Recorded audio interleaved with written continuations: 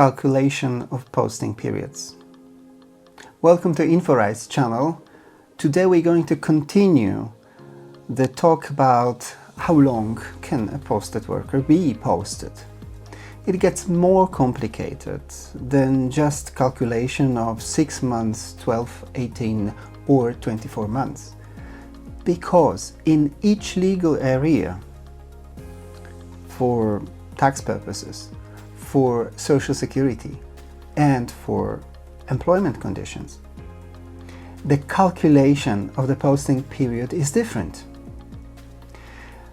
Yes, during the legislation process on the revision of Posting of Workers Directive, we were advocating for making sure that whenever social security legislation changes, the labor law legislation changes as well. But unfortunately, as you remember from one of the first episodes, these are two different legislative techniques, and there is no strict connection between coordination of social security systems and harmonization of labor law legislations. So there was no political power to align these periods of posting.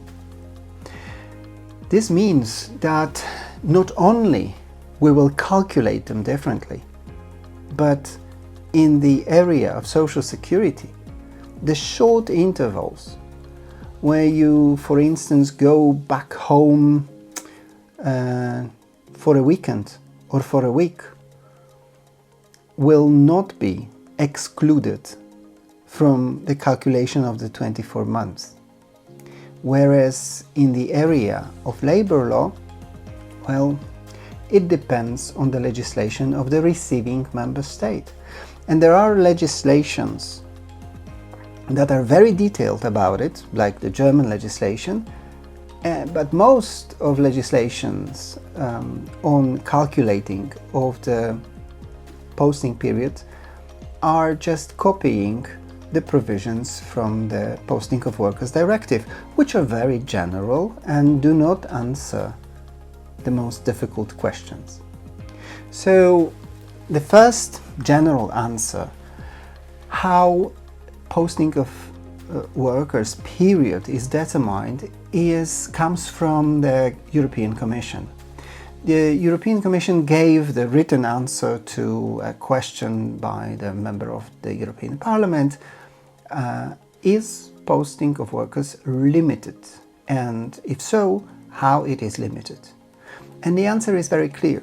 Yes, it is limited by the duration of the service that is provided by the employer. And of course, it is illegitimate to artificially divide the service into shorter periods if there is no economic justification for this, only in order to avoid the passing through the 12-month period or 24-month period for Social Security. So the calculation of the posting period in the area of employment conditions is based on this principle that whenever there is a break in the posting period, so a worker is going back home, you have to see if he's going back home in order to perform another job or his own job but back home. And in this case, the period of absence in the receiving member states will not be calculated, it will be subtracted. So the period of posting will be interrupted for this few days, few weeks. But if this person is not working in another member state, it doesn't have to be home member state, it can be a third country, a third member state. But if the person is not working during this period of absence in the receiving member state, then this period of absence is calculated in the period of posting to that member state. Such detailed regulation is available only in German legislation.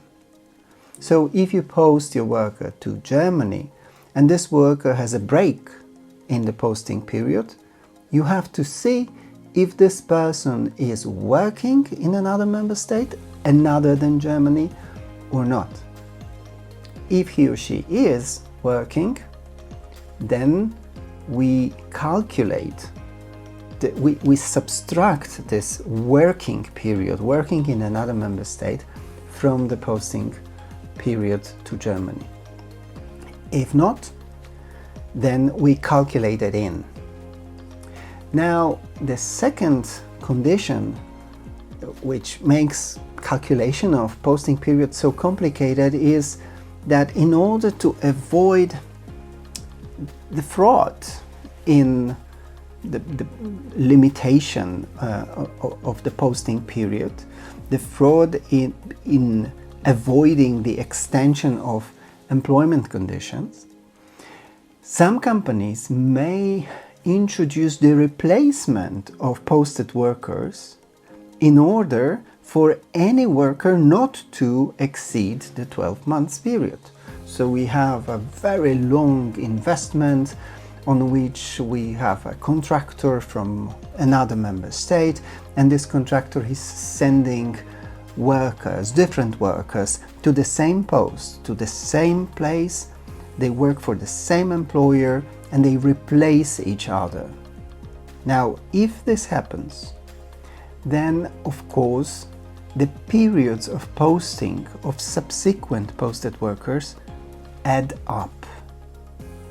This is not very fair for the last in row, or the first in row, or the one but last in row posted worker.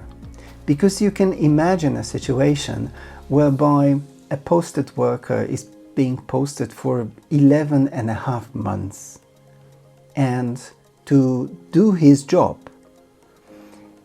here comes a next posted worker, and this is his first time abroad ever, and after 2 weeks he will be bound by extended set of rules of the receiving member state legislation. Is it good for him or is it bad for him? It doesn't matter, but the legislation changes for him, even though he's been working in that member state for much shorter period of time than the worker number one. So in order to calculate cumulatively the posting periods of posted workers, you have the unity of 3 factors. It has to be the same employer, it has to be the same place, meaning addresses, and it has to be the same task.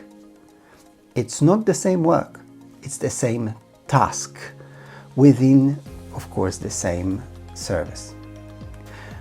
If any of these 3 factors are not present, then of course the period of posting starts anew.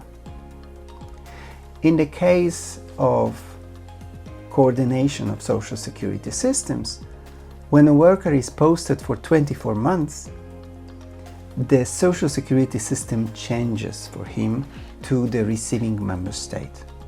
However, if there is an interval, an interruption of the posting period lasting more than 2 months, then we start calculating the posting period from scratch. Actually, the provision says that the new posting may not start before 2 months after the last posting of the same worker. Of course, the new posting may start, but it will mean that the social security system of the receiving member state will be applicable. So the privilege from Article 12 of the Basic Regulation on Coordination of Social Security Systems will not be applicable to this worker. The second safeguard against fraud is, again, just like in labor law provisions, the avoidance of replacement of posted workers. So if one posted worker is being posted exclusively and solely for the purpose of replacing another posted worker, especially if the posting period of 24 months is about to elapse for the first worker, then of course we add up their posting periods. So calculating posting periods is not as easy as it seems, because by the end of the day, the employer may have 5 workers who started the posting assignment at the same day, but because one of them had a wedding of his daughter, another one had an assignment, a short-term assignment in yet another member state, and another one was replacing the previous one, their 12 months will elapse at a completely different time, not mentioning the 24 months for Social Security purposes. Good luck with it.